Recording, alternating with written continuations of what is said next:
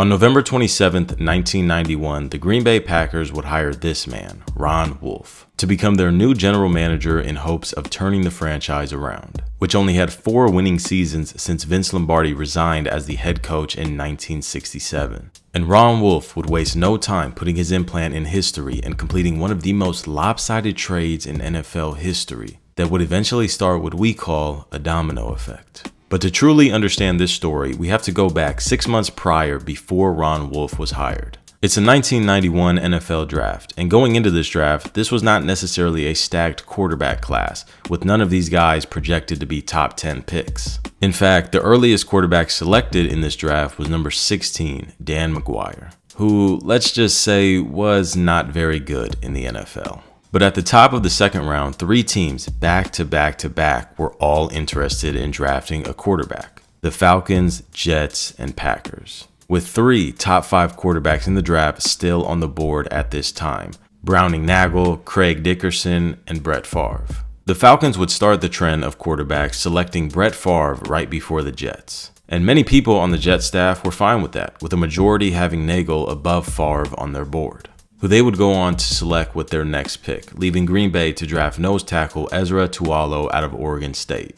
But not everyone on the Jets staff were okay about missing out on Brett Favre. In fact, the personal director and assistant GM of the New York Jets thought very highly of Favre and was only locked in on selecting him with that pick. He believed Favre was someone you could build around at the NFL level and be one of the best quarterbacks in the world.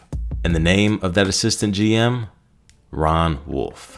Which brings us back to late 1991, when the Packers would hire Ron to become their new general manager, because Ron wasted no time getting the guy he wanted. Within 75 days of being the GM, Ron would trade the Packers' 1992 first-round pick for Brett Favre.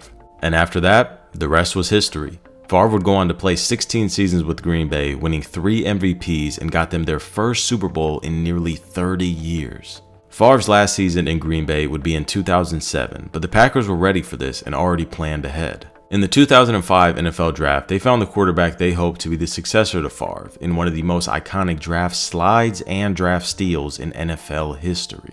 Green Bay would select quarterback Aaron Rodgers out of Cal at number 24 when Rodgers had real talk to go number 1 overall. But when he didn't, this was a weird time in the NFL with money, so if a team felt comfortable with the quarterback they had on their roster, they weren't going to pay a rookie all that money, letting Rodgers slide all the way down to number 24.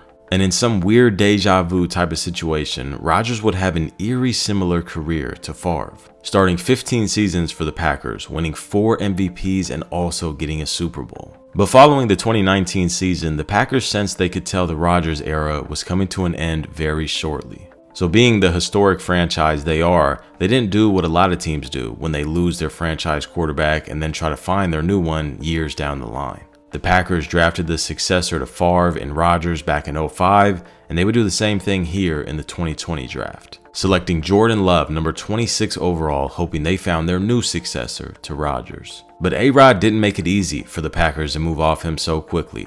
Rodgers would go on to win back-to-back MVPs the following 2 years. But unfortunately, having no real playoff success to show for it, going 1-2 in those years. And after a lackluster and disappointing 2022 season, the Packers knew it was Jordan Love time, leaving Rodgers to sign with the Jets in the offseason, opening up the Jordan Love era. And with only 1 career start under his belt, the world really didn't know what to expect from Love. Because in a way, he's technically the most pro-ready rookie of all time, learning behind a top 10 quarterback to ever play the game for 3 years.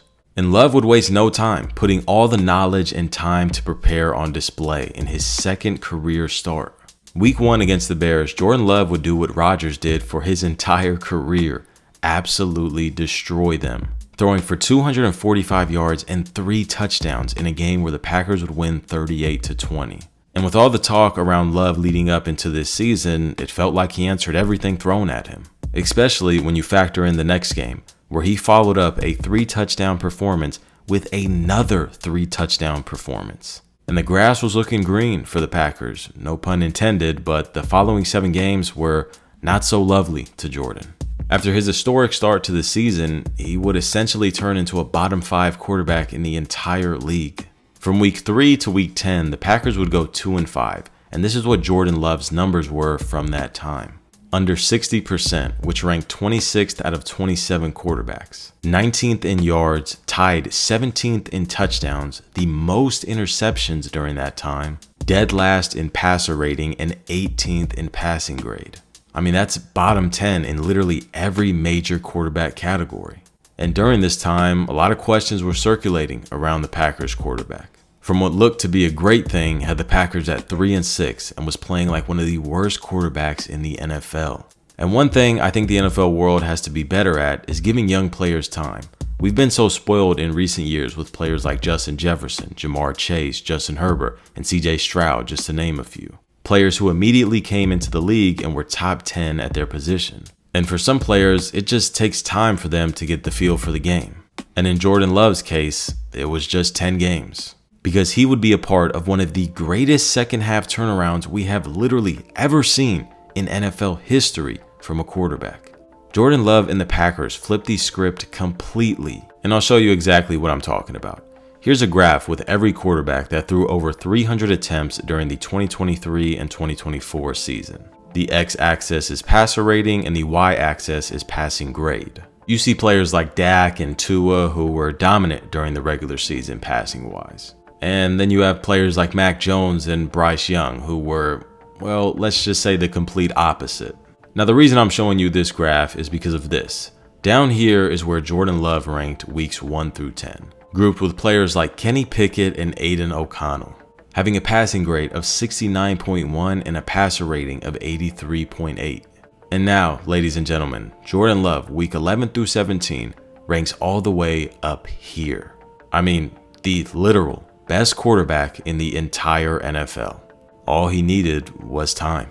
And not only did Jordan Love turn into Tom Brady overnight, but the Packers finished the season 6-2 and snuck into the playoffs. And Love would show the world exactly why the Packers drafted him 4 years ago and gave him the keys to the franchise. The Packers would play the Cowboys in the wild card. And coming into this game, they were pretty heavy underdogs, with the Cowboys being favored by 7 points, with a majority of America picking the Cowboys to win this game also. And with all that weight on his shoulders, the legend of Jordan Love would be born. During the season, Love had 2 games with over 76 completion percentage, 4 games with over 270 passing yards, 5 games with 3 touchdowns, and 0 games with over 130 passer rating. And like a movie with a storybook ending, he would do all 4 of those things in this game. And not only is this maybe the greatest playoff debut ever, but Love now has the record for the best QBR in a playoff game of all time in his first ever playoff game. I mean, just look at these throws from this game. This is literally like if someone went into a lab and created a clone of Aaron Rodgers and made him 20 years younger. There's 3 things in life that's certain. I'm sure you all know the quote. Death, taxes, and Green Bay having an all-time quarterback to destroy Bear fans. Now, sure, it could be all too early for this because, I mean, it really was only 10 games from Love. But when a quarterback has a turnaround like this, and doing so against the best teams in the league with no true wide receiver 1, it's hard not to believe this is going to be the regular going forward. Congratulations, Packer fans. You did it again. I hope everyone who watched this video learned something and also enjoyed. I'm out. Peace.